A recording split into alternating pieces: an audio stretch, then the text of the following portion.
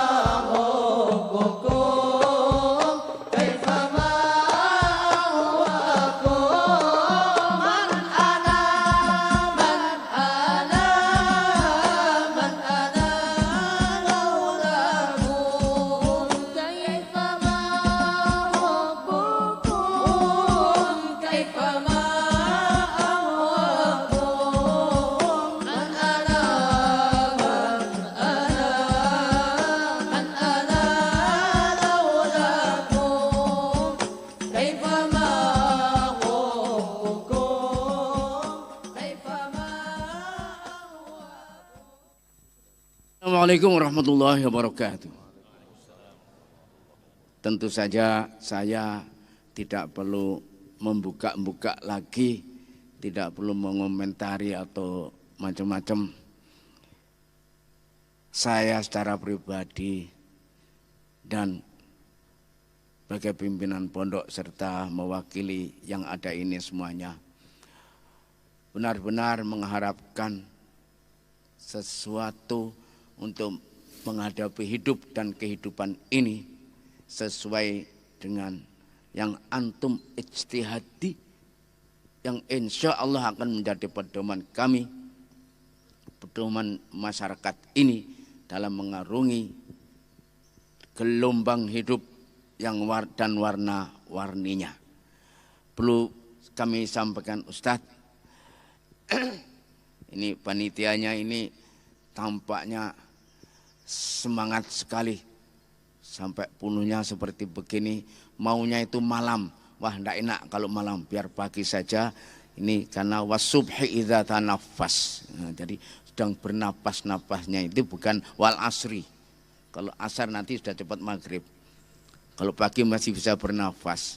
Wasubhi wal laili idza as'asa wasubhi idza tanaffas. Ini khalaqal yang laila wan nahara khil fatal liman arada ayyadzakara au arada syukura.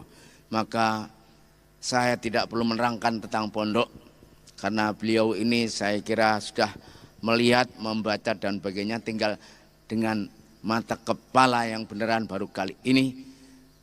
Maka saya persilakan antum Ustadz Abdus Somad LCMA untuk menyampaikan apa saja untuk kami, untuk ibu-ibu, untuk anak-anak, untuk masyarakat ini yang insya Allah akan besar pengaruhnya di dalam menjalankan tugasnya masing-masing, baik itu di sekolah, di pasar, di kantor-kantor dan sebagainya. Maka kami silakan, kalau bisa jangan terlalu pendek. Betul, ya. Jangan hanya 1 jam lah. Biasanya saya dulu pernah pidato sampai 2 jam. Tapi waktu itu sambil merokok jadi 3 jam. Tapi sekarang sudah tidak merokok. Dulu merokok sama kopi gitu, ngobrol gini. Ya pidato tanya jawab 3 jam. Nah, sekarang 1 jam saja sudah batuk-batuk ini nih. Tapi insya Allah masih fit, insya Allah itu. Saya sedikit perlu sampaikan bahwasanya pondok ini sudah menghadapi, mengarah kepada generasi kedua untuk turun ke generasi ketiga. Generasi pertama, generasi yang kami sampaikan kemarin itu Trimurti dengan jajarannya itu, setelah itu kepada kami dengan jajarannya ini, dan setelah ini sudah waktunya estafet. Dan mungkin 10-20 tahun akan datang saya sudah berangkat ke Sukabumi, ke Balikpapan, ilal Makbaroh. Jadi, kok tertawa itu?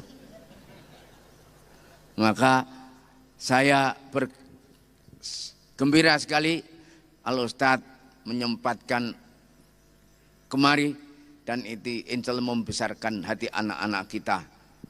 Saya tidak keberatan andai kata beliau ini, setahu saya, seingat saya, kita ini Pak Krim ada anggota IKPM kehormatan. Dulu Pak Nur, Gubernur Nur, terus Termiti Tahir, terus ada Gubernur mana lagi itu? Ya, Sumatera Selatan pernah jadi anggota IKPM kehormatan. Agama apa? Anggota IKPM kehormatan. Maka saya tidak keberatan andai kata Ustadz Abdus Somad ini kita angkat menjadi anggota IKPM kehormatan. Ya. Mudah-mudahan ini menetapkan kita, memantapkan kita di dalam menjalankan tugas kita ini. Di atas hanya Allah, di bawah hanya tanah. Dan kita akan kembali ke tanah selama hidup kaki nempel di tanah tetapi ar-ruhu lasiqatun bis sama. Aku qouli hadza wa astaghfirullah. Silakan monggo. Pokoknya jangan pendek. Assalamualaikum warahmatullahi wabarakatuh. Waalaikumsalam warahmatullahi wabarakatuh. Syukron wa jazakumullah Ustadzi atas sambutannya. Semoga Allah senantiasa memberikan kesehatan selalu untuk antum dan diberikan kemudahan dalam segala urusannya. Amin ya robbal alamin. Hadirin yang kami banggakan, melihat bunga sedang merekah akan terlihat sangatlah indah. Tema tabligh akbar pada hari ini adalah santri sebagai generasi khairul ummah. Dan untuk menggali lebih dalam lagi untuk pembahasan tema ini, marilah kita simak bersama tausiah diniyah alladzi sayakumu biilqaiha sahibul fadilah al-mukarram al-ustad Abdul Somad LCMA. Yatafaddal siyadatuhu mashkuran.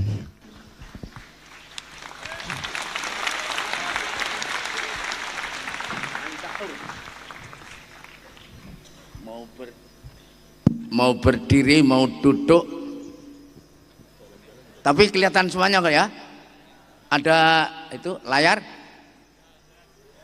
Kelihatan? Oh berdiri, oh berdiri. Tapi meskipun capek berdiri harus teruskan dengan duduk. Ya monggo, monggo silakan. Minta berdiri katanya ya. Ya. Di depan saja enggak apa-apa. Ya,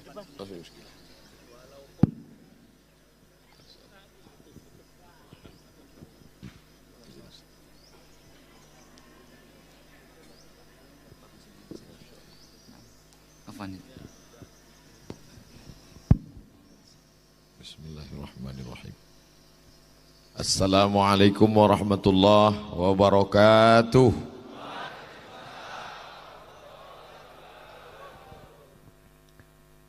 Alhamdulillah wassalatu wassalamu ala rasulillah sayyidina wa maulana Muhammad ibni Abdillah wa ala alihi wa sahbihi wa man da'a bida'watihi wa istanna bisunnatihi ila yaumi liqa'i rabbih. Fadilatul Syekh Kiai Hasan Abdullah Sahal hafizahullah wa saddada khutah matta'anallahu bituli umrihi. Para ustaz, alim ulama, al-afadil, para santri, masyarakat yang hadir pada subuh penuh barakah ini, muslimin muslimat tak dapat saya sebut satu persatu. Insyaallah kita semua dimuliakan Allah Subhanahu wa taala. Amin ya rabbal alamin. Tidak sama antara tausiah di stadion tanah lapang sepak bola dengan berada di pondok pesantren yang tua 93 tahun lebih, penuh dengan keberkahannya, doanya. Maka ada rasa sungkan, ada rasa segan, ada rasa cemas, ada rasa takut. Dan saya yakin Kiai melihat itu, maka beliau cairkan suasana. Dia lihat ini Ustaz Abdul Somad sedang tegang, akhirnya beliau ngobrol santai. Memperlihatkan kepada kita bahwa ada yang lebih tinggi daripada nasihat, yaitu hikmah. Beliau tidak mengatakan, Ustaz Abdul Somad tenang saja, enjoy saja. Karena kalau beliau katakan begitu, kelihatan sekali ini Ustaz sedang cemas. Sesuai dengan titelnya, LC lagi cemas. Tapi beliau langsung saja mencairkan suasana, sehingga saya pun dapat perlahan-lahan bisa memahami, mengerti. Tapi tidak ada dusta di sana. Al-mizah tabi'atul bashar, tapi laisa fihil kadhib. Kalau kita ketik di Maktabah Syamilah, hatta badat nawajizuhu, tertawa, tersenyum sampai kelihatan gigi gerahamnya, maka kita akan menemukan berpuluh kali hatta badat nawajizuhu. Jadi jangan bayangkan Nabi Muhammad SAW itu bawaannya seram, menakutkan, sedikit-sedikit neraka, sedikit-sedikit mati.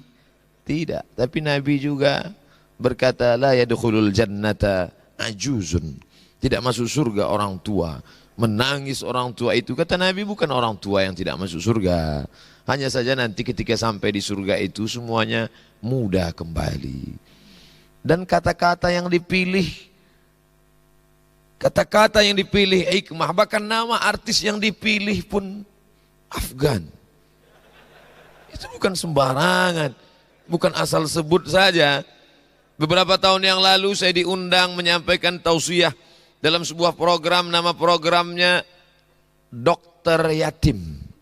Karena ada satu program di Indonesia ini, anak yatim yang disekolahkan sampai dokter spesialis. Dan yang unik adalah tidak hanya ceramah tausiah, tapi ada di sana show, lagu, konser musik, dan artis yang datang adalah Afgan. Dan ketika saya tanya kenapa Afgan, ternyata Afgan salah satu artis kalau dia show itu hasilnya dia sumbangkan untuk program dokter yatim. Wallah, Masya Allah. Jadi ketika Kiai menyebut pun itu artis-artis yang luar biasa. Adapun Messi dan Ronaldo itu beliau sebut juga tapi sudah murtad. Masya Allah, tabarakallah. Sampai selevel itu semuanya penuh dengan hikmah. Mudah-mudahan kita hidup ini tidak hanya sampai pada tingkat memberi nasihat, tapi sampai kepada hikmah. Diamnya adalah fikir, geraknya adalah zikir, senyumnya adalah hikmah, muramnya pun adalah juga kecaman terhadap perbuatan keji dan mungkar. Betapa Kiai sudah berhasil membuat saya sanggup tegak berdiri di depan hadirin hadirat pada subuh yang penuh dengan barakah ini. Saya bertanya, Kiai, saya duduk apa berdiri? Anta hur. Terserah. Makna minta berdiri itu supaya saya ada alasan ketika tausiahnya pendek, mohon maaf karena berdiri. Tapi beliau katakan, nanti kalau lelah berdiri, sambung dengan duduk. Ittaqu firasatal mu'min fa innahu yanzuru binurillah. Masya Allah, tabarakallah. Ada bahasa untuk tilmiz, ada bahasa untuk kiai, ada bahasa untuk talib, ada bahasa untuk matlub. Selama ini saya sangka ada susunan uslub bahasa, ada mufradat untuk tilmiz. Dulu kita dikenalkan begitu, itu mufradat tilmiz. Tapi ternyata sampai digontor, sampai mikrofon pun ada mikrofon tilmiz. Diganti. Masya Allah, tabarakallah. Semuanya adalah hikmah. Bagaimana supaya Abdul Somad yang tidak tamat pesantren, yang level paling bawah ini bisa pede bicara di gontor dan di depan santri? Maka diberikan supaya diusulkan menjadi anggota IKPM kehormatan. Begitu cara mengangkat. Yarfa' darajat. Bil haqiqah ana akhab jidan. Masya Allah. Duduk di samping kiai kehormatan. Luar biasa. Laziz. Tapi ada rasa takut cemas. Begitu cara beliau mengangkat. Untung ada namanya anggota IKPM kehormatan. Masya Allah. Tabarakallah. Jazakumullahu khairul jaza. Tema yang diberikan kepada saya dengan tema santri sebagai generasi khairu ummah. Dulu saya bebas ceramah tausiah apa yang mau saya sampaikan, tapi hari ini tidak boleh, mesti sesuai dengan tema.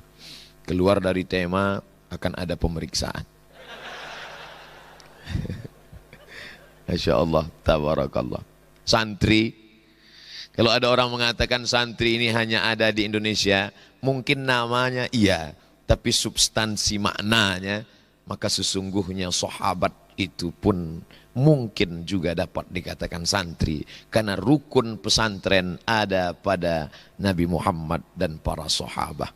Ada kiainya, ada tempat belajarnya, ada kitab dan programnya, ada manhajnya. Maka kalau dilihat itu pada diri Rasulullah SAW dan para sahabat, siapa kiainya? Sayyidina wa maulana Muhammad SAW.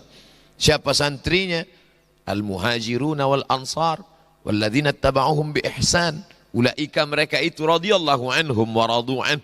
Apa kitab yang mereka pakai? Wa ma yantiqu anil hawa in huwa illa wahyun yuha. Siapa penjelasnya? Rasulullah SAW. Apa penjelasannya? Ma udhifa ila Nabi SAW min qawlin aw fi'lin aw sifati khalqiyatin wa khuluqiyatin min ba'di bi'satihi ila wafatihi sallallahu alaihi wasallam. Apakah mereka boarding tinggal menetap? Ya, Ahlus Suffah yang diketuai oleh Abdus Syams yang namanya berubah menjadi Abdurrahman ibnu Sakhar Ad-Dusi, tapi karena selalu membawa kucing.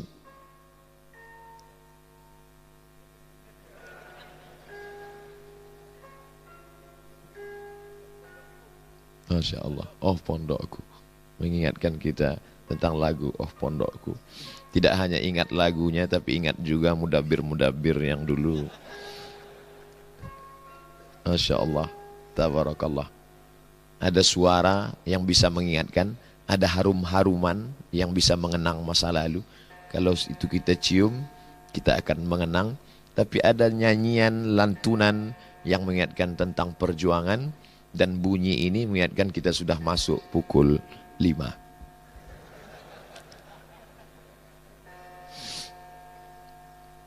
Abdurrahman bin Sakhar Ad-Dusi dikenal dengan Ya Abahir, kata Nabi SAW. Ya Abahir, tasghirnya Hurairah.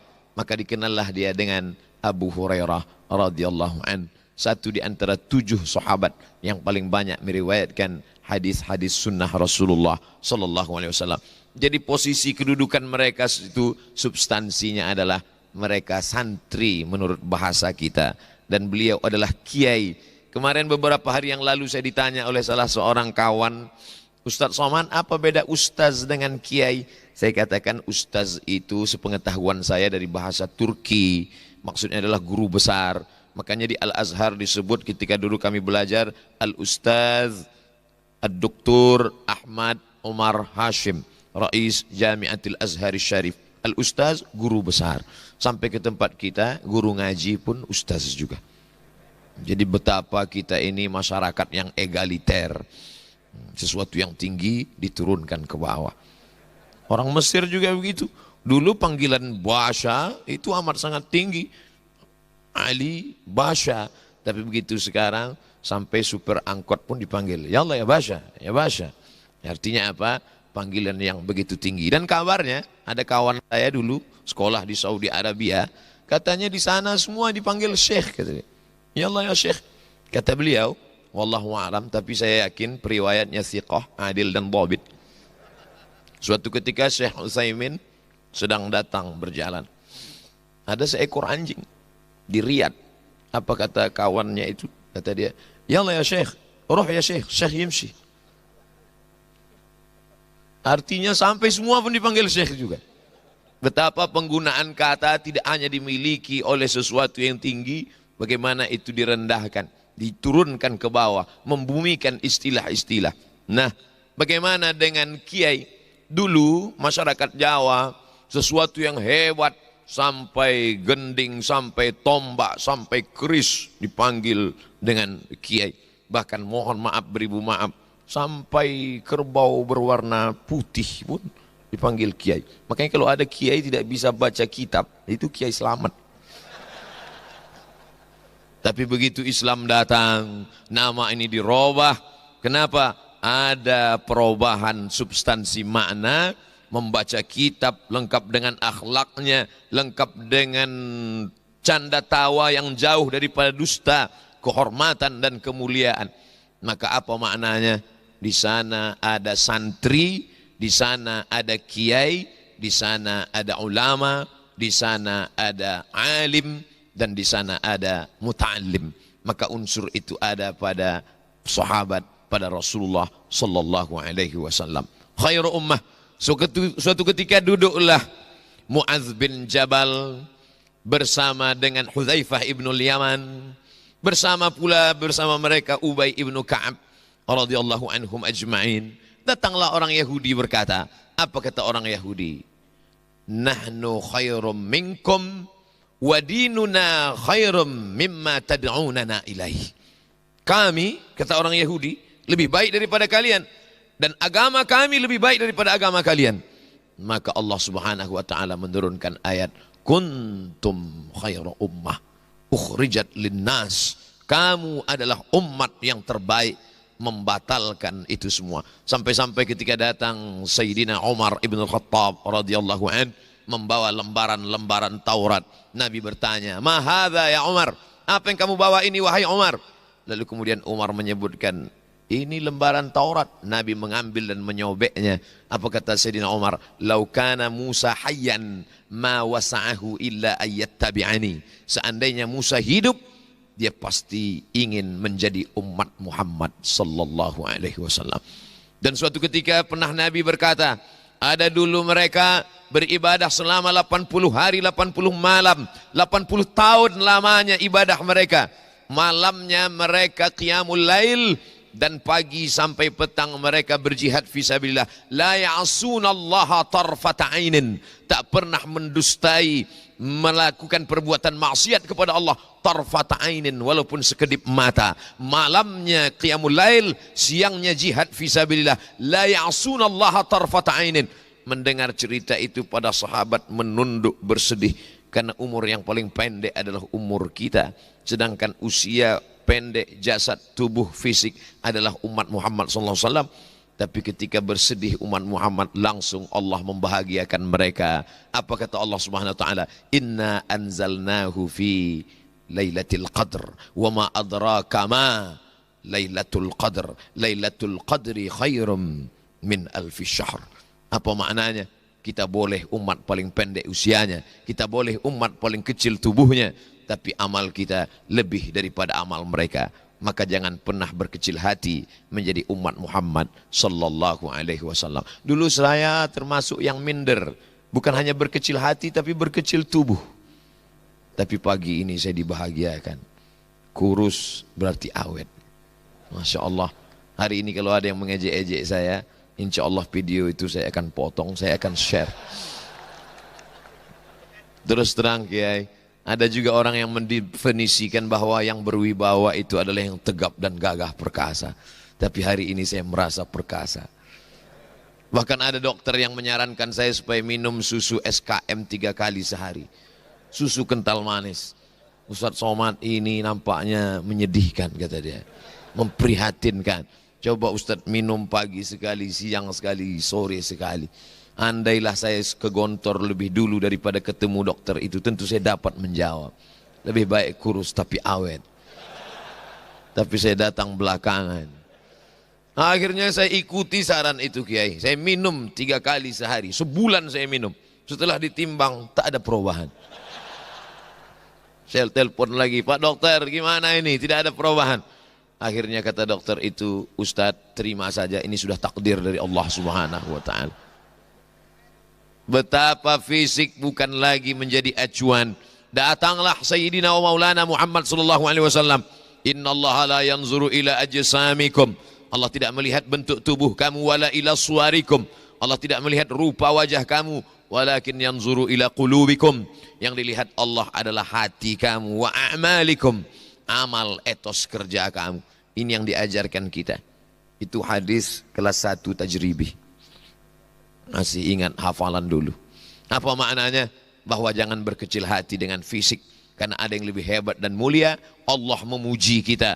Hai kamu umat yang berasa kecil dengan fisiknya, merasa kecil amal karena usianya pendek. Kata Nabi, umur umat ini baina sittina wa sab'in, antara 60 dan 70. Sedikit sekali yang mencapai lebih daripada itu. Apa maknanya? Allah ingin memuji kita. Kuntum khaira ummah, kamu adalah umat yang terbaik. Tapi dalam kitab tafsir Abu Ja'far Ibnu Jarir At-Tabari, termasuk tafsir yang tertua yang sampai di zaman kita, berasal dari kalangan salaf, walaupun dia bukan Arab. Tabari menunjukkan dia berasal dari Tabrustan. Dan kita pula tidak merasa berkecil hati walaupun kita bukan Arab. Makanya saya kalau berada di tengah para habaib, berada di antara para ulama yang berasal dari Arab, saya tidak merasa berkecil hati. Walaupun mereka Arab, saya Arab-Arab cemas. Saya Arab maklum. Kenapa? Karena ulama-ulama kita ternyata, siapa ulama tafsir? Imam Abu Ja'far Ibnu Jarir At-Tabari, Tabrustan. Dari mana kitab sahih? Al-Bukhari, Muhammad bin Ismail bin Ibrahim bin Al-Mughirah bin Bardizbah. Bardizbah mu'allaf Persia masuk Islam, berasal dari Bukhara, Bukhari. Oleh sebab itu sekarang Uzbekistan, kita merasa bangga, kita merasa bahagia. Kenapa? Karena ternyata yang menyusun para kitab-kitab itu pun terdiri dari para ulama. Makanya ketika ada seorang talib pelajar munaqashah, doktorah, risalatul doktorah, PhD, Doctor of Philosophy di Maroko. Ketika itu dia menulis dan dia berkata, a'tadzir alal akhta'at al-lughawiyah li'anni ajnabi. Mohon maaf ada kekeliruan bahasa Arab karena saya bukan orang Arab. Apa kata musyrif waktu itu? Saya pun juga bukan Arab, kata dia. Karena Maroko semuanya, kata Abdurrahman Ibnu Khaldun, dari mulai Mesir, Tunisia, Mesir, Libya, Tunisia, Aljazair, Maroko, sampai ke Andalusia, semuanya tidak dapat dikatakan Arab, dan semuanya pula tidak dapat dikatakan non-Arab, karena terjadi pembauran yang begitu luar biasa. Padahal dulu sebelum Islam datang yang paling tinggi adalah Quraisy. Di bawah Quraisy adalah Arab non-Quraisy. Di bawah Arab non-Quraisy adalah orang berkulit putih. Yang di bawah itu adalah Habasyah, Abyssinia, Ethiopia. Tapi begitu datang Sayyidina wa Maulana Muhammad SAW, inna khalaqnakum min dzakarin wa unsa wa ja'alnakum syu'uban wa qabaila. Tapi siapa yang paling mulia? Inna akramakum indallahi atqakum. Yang paling takwa. Maka santri diajarkan itu semua, kita dari kecil difahamkan itu semua. Jangan pernah merasa kecil hati. Kita dibanggakan, dimuliakan, diangkat derajat kita oleh Allah melalui lisan Sayyidina wa Maulana wa Syafi'ina Muhammad sallallahu alaihi wasallam. Ustaz Abdul Somad kenapa tidak baca bicara bahasa Arab saja? Ini kan pesantren. Dulu kita diingatkan kalau sudah masuk ke sini hanya boleh 2 bahasa Arab atau Inggris. Kalau tidak sudah disebar ini jawasis, jasus. Ustaz Abdul Somad, ini tidak semuanya santri. 5 masjid dan musola di sekitar Pondok Pesantren Darussalam Gontor Ponorogo hadir. Bagaimana bisa membedakan mana santri, mana tidak santri, mana santri Darussalam, mana yang tidak? Apa kata Kiai? Yang pakai peci hitam santri. Oh, baru saya. Untung saya pakai peci hitam. Masya Allah, tabarakallah. Artinya apa? Nasional. Jadi kalau ada yang mau berbicara, mau mengajarkan nasionalisme, datanglah ke Darussalam Gontor Ponorogo. Peci hitam, nasional. Kain sarung, nasional. Pakai jas, pakai dasi, internasional. Kenapa Ustaz dari kemarin nggak pakai jas, nggak pakai dasi? Level lokal. Kalau ada orang berkata yang makna nasional adalah menyanyikan, sekarang lagi tren acara-acara, marilah kita melantunkan lagu Indonesia Raya. Orang Indonesia menyanyikan lagu Indonesia Raya biasa di Gontor. Yang mimpin lagu Indonesia Raya santri dari Malaysia. Itu baru luar biasa. Oleh sebab itu maka bercerita tentang bagaimana mengangkat harkat martabat orang, begini caranya. Bagaimana memuliakan tamu, membuat dia nyaman, begini caranya. Bagaimana untuk menunjukkan bahwa kita tetap menjunjung nasionalisme dalam satu teriakan Allahu Akbar, di balik itu juga ada teriakan aku bangga menjadi orang Indonesia. Di balik teriakan Allahu Akbar tidak perlu ada rasa takut. Kenapa? Di balik itu juga ada cinta nasionalisme kebangsaan. Oleh sebab itu kalau ada orang ingin membentur-benturkan, maka sesungguhnya dia lupa bahwa di muka preambul pembukaan Undang-Undang Dasar 1945 apa kata mereka, founding father yang mendirikan, menegakkan bangsa ini atas berkat rahmat Allah dan keinginan luhur bangsa Indonesia. Memang betul di Pancasila dikatakan Pancasila satu, ketuhanan yang Maha Esa. Tapi coba lihat Tuhan yang mana yang dimaksud. Di pembukaan ada syarahnya. Kalau ini ada matannya, maka dijelaskan dalam syarahnya. ketuhanan yang Maha Esa atas berkat rahmat Allah dan keinginan luhur bangsa Indonesia. Jadi orang yang memahami ini antara matan dan syarah, mudah dia untuk memahaminya, mudah dia, dan santri yang memahami itu. Kalau santri fahim, tugasnya bukan sekedar faham, tapi juga fahama yufahimu. Tugas dia juga tafhim, memahamkan orang lain. Kalau sudah mengingat tafhim, ingatlah kita ungkapan tashilan li wa tafhiman lakum. Saudaraku yang dimuliakan Allah Subhanahu wa taala, apa syarat menjadi orang yang khaira ummah itu? Maka syarat menjadi khaira ummah adalah apa kata Imam Abu Ja'far Ibnu Jarir At-Tabari, salah satu penjelasan tafsir yang beliau nukil dari Imam Mujahid. Mujahid berguru kepada Sayyidina Abdullah ibnu Abbas. Abdullah bin Abbas mengambil riwayat itu dari Nabi Muhammad SAW. Kenapa dia yang lebih populer? Karena dia yang didoakan Nabi, Allahumma faqihhu fid din wa alimhu ta'wil. Beda dengan doanya untuk Sayyidina Anas bin Malik, Allahumma aktsir malahu wa waladahu. Allahumma aktsir malahu, banyakkan hartanya. Orang lain tanam tanaman panennya 1 tahun sekali, tapi Anas bin Malik 1 tahun panen 2 kali. Dan Anas bin Malik sebelum meninggal dunia dihitung jumlah anak keturunannya, cucunya hampir 100 orang. Begitu disebutkan oleh Imam Az-Zahabi dalam kitab Siyar A'lam An-Nubala. Biografi para ulama-ulama terkemuka dan diurutkan dari yang tertinggi as-sahabah radhiyallahu anhum ajma'in. Tapi ini doa untuk orang ini khusus. Allahumma faqihhu fid din wa 'allimhu ta'wil. Digelar dia dengan turjumanil Quran, karena orang yang paling bisa menjelaskan makna Al-Quran yang tersirat dan tersurat. Dia disebut juga dengan hibrul ummah, sampai-sampai disusunlah tafsir kalimat-kalimat penjelasan dia dalam Tanwir Al-Miqbas, kumpulan tafsir Sayyidina Abdullah ibni Abbas radhiyallahu anhuma. Diriwayatkan oleh Mujahid, apa makna kuntum khaira ummah? Kalau mencukupi syarat-syarat ini, maka layak disebut dengan khairu ummah. Tapi kalau tidak cukup syarat ini, maka tidak layak disebut sebagai khairu ummah. Maka siapa itu santri generasi yang khairu ummah? Siapa dia? Apa sifatnya? Sifat yang pertama, ta'muruna bil ma'ruf. Kenapa tidak disebut ta'muruna bil jayyid, ta'muruna bil khair, ta'muruna bil tayyib? Kenapa disebut ta'muruna bil ma'ruf?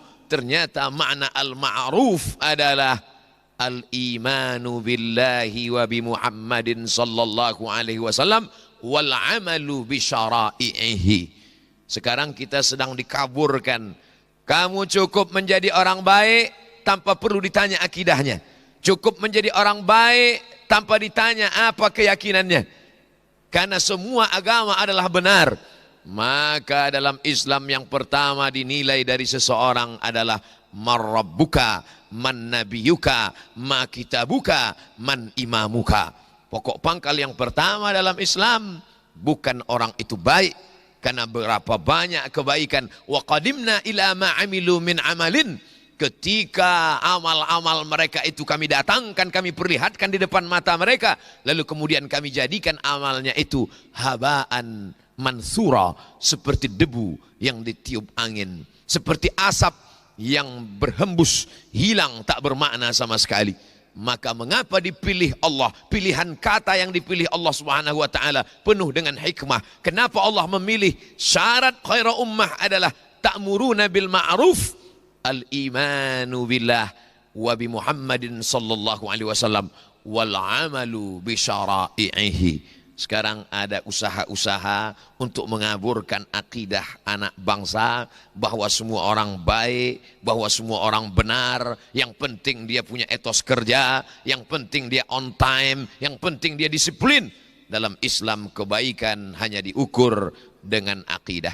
Tapi bukan berarti santri menyalahkan orang yang tidak seagama dengan muhalal, kepalanya dipancung, bakar rumahnya. Tidak. Kita diajarkan menghormati orang lain. Wala ana abidum ma'abattum wala antum abiduna ma'abud lakum dinukum waliyadin. Kalau sudah masalah kehidupan sosial, maka tidak ada larangan untuk berinteraksi sosial. Ya Rasulullah, ummi qadimat wa hiya raghibatun. Ya Rasulullah, ibu saya non muslim datang ingin berjumpa dan dia amat sangat rindu kepada saya, kata Asma ketika mengadu kepada Nabi takut bertemu dengan non muslim. Lalu kemudian kata Nabi ketika ditanya, afa asiluha, bolehkah saya menyambung silaturahim dengannya? Kata Nabi, siliha, silakan bersilaturahim dengannya. Afa utiha, bolehkah saya memberikan hadiah kepada dia? Kata Nabi, i'tiha, silakan berikan hadiah kepada dia.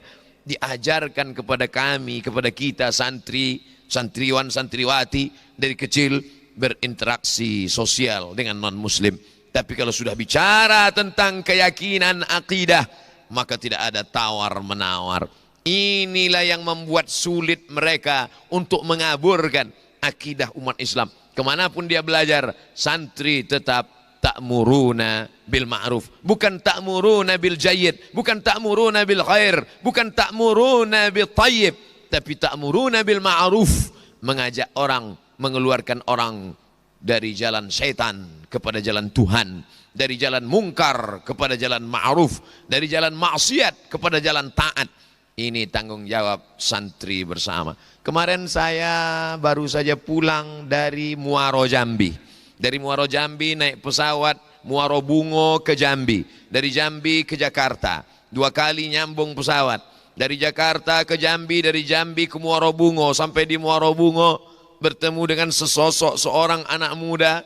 Lalu kemudian mendekati saya, Ustaz Abdul Somad, saya di sini membuka klinik untuk orang-orang tidak mampu, anak yatim, fakir miskin dan duafa. Terus saya seorang dokter, biasa dokter bukan.